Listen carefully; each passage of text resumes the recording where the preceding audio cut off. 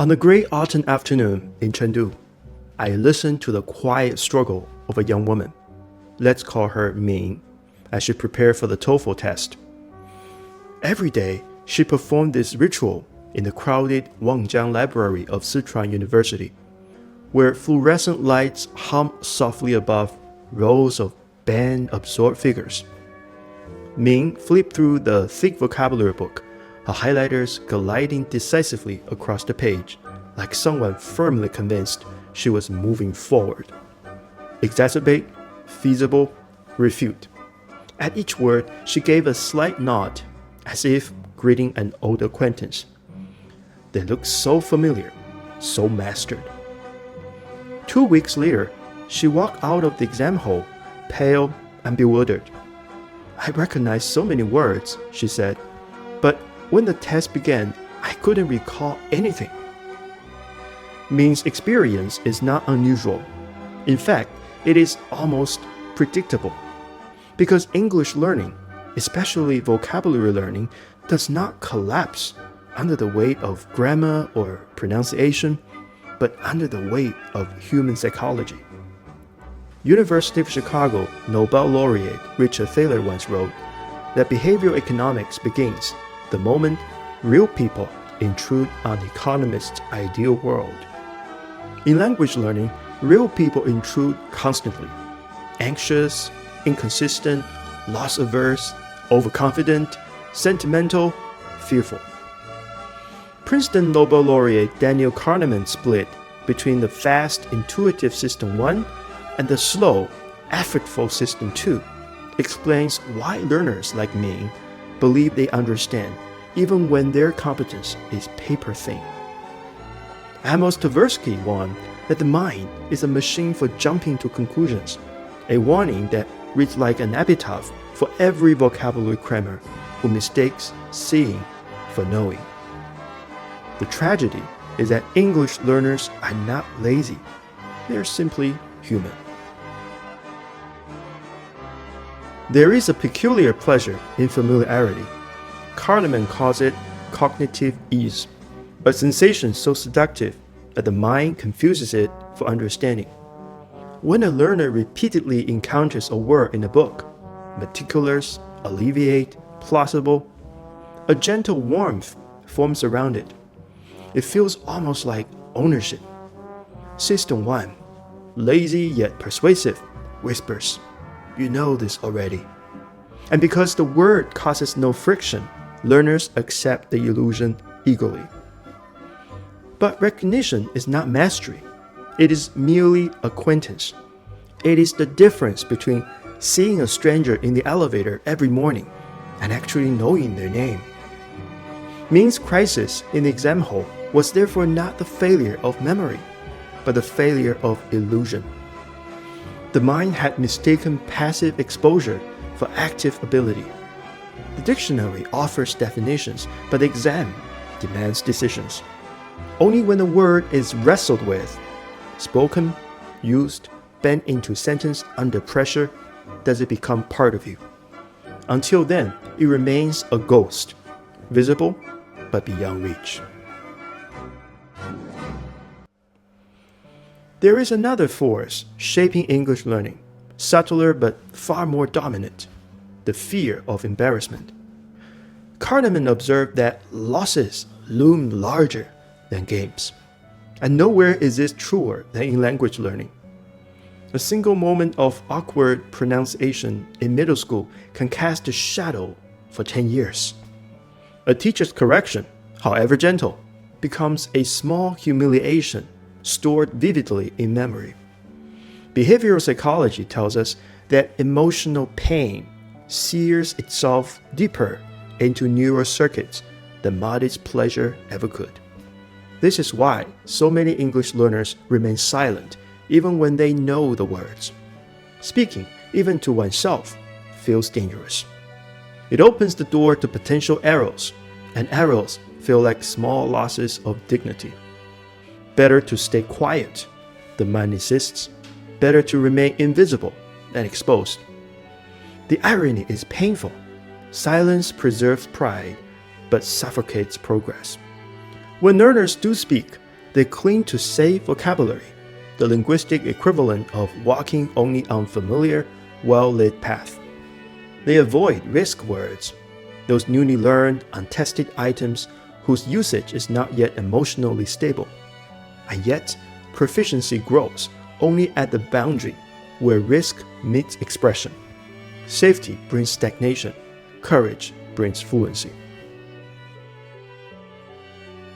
Thaler once noted that people continues in failing relationships or failing investments, not because the future promises much, but because the past has cost so much. English learners suffer the same fate. They cling to old methods, vocabulary lists, rote memorization, grammar translation, not because they work, but because abandoning them would mean admitting that years of effort were inefficient. The rational learner would seek the most effective method. The human learner seeks the method that justifies their history. This is why millions still carry thick TOEFL vocabulary books like protective talisman. They are not merely tools, they are emotional investments. To put them aside feels like betrayal, but growth requires the courage to abandon familiarity. Some of the biggest advances, Thaler writes, come from recognizing when you've been wrong. In English learning, that recognition is often revolutionary. Why do learners fear academic vocabulary? Why do TOEFL passages feel impossibly dense, even when they recycle the same words? Kahneman might say, because what you see is all there is. The mind relies on the most vivid memories to assess difficulties, and unfortunately, the most vivid memories surrounding English tend to be painful ones. The incomprehensible science text in high school, the first baffling lecture in university, the moment when the native speaker's rapid-fire speech sounded like a waterfall of syllables. These memories distort reality. They create a mental model in which English is vast, unpredictable, and punishing, when in fact academic English is remarkably repetitive. The exam is not an ocean, but a swimming pool. Deep, yes, but bounded. The availability bias is the great magnifier of fear. One vivid failure outweighs 30 quiet successes. And so, the learner hesitates, even when the path ahead is perfectly manageable. Every English learner has a fantasy version of themselves. The future student who studies every night, who memorizes 50 words a day, who reads The Economist every weekend without fail. But the planning fallacy, Kahneman reminds us, is the mind's tendency to imagine an ideal future while ignoring the friction of reality. We picture the disciplined version of ourselves, not the tired ones, the motivated self, not the distracted one. TOEFL and IELTS preparation amplifies this fantasy. The learner schedules a dozen mock tests, promises strict routines, designs beautiful study charts that collapse within 3 days. It is not a moral failure when this happens, it is a cognitive one. The mind simply overestimates its own discipline. Real progress begins with smaller expectations, not grander ones, not with heroic plans, but with manageable ones. When the stakes rise, when TOEFL or IELTS approaches, these biases harden. They become not just habits, but obstacles. Every exam hole is a psychological arena, as much as a linguistic one. Vocabulary, in particular, becomes the battlefield. Learners arrive armed with recognition, but the exam demands recall. They arrive with knowledge, but the exam demands courage. They arrive with illusions, but the exam demands clarity. The fluency illusion crumbles fastest during reading sections, when familiar-looking words refuse to deliver meaning under time pressure. Loss aversion reveals itself during speaking, when learners choose painfully safe expressions like a lot of, very good, some people think, even though they know richer language. The sunk cost fallacy appears when they cling to memorize templates, even as their instincts whisper that the template does not fit the question before them. Overconfidence plays its part too. Learners believe they know enough words because they once memorized a list. But Thaler's warning echoes. People do not know what they do not know. Under the heat of the timer, under the scrutiny of examiners, vocabulary shrinks.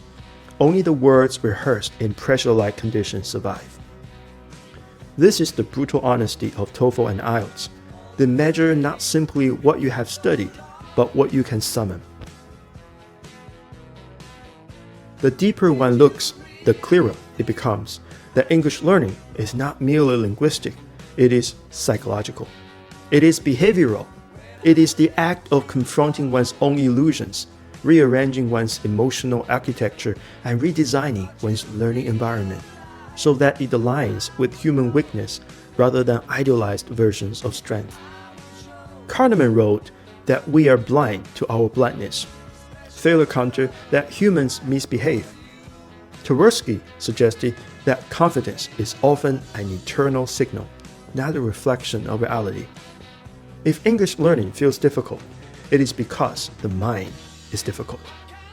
And yet, this difficulty is hopeful. If we can understand our biases, we can outmaneuver them. If we can recognize our illusions, we can dissolve them. The exam, in the end, is not the true adversary.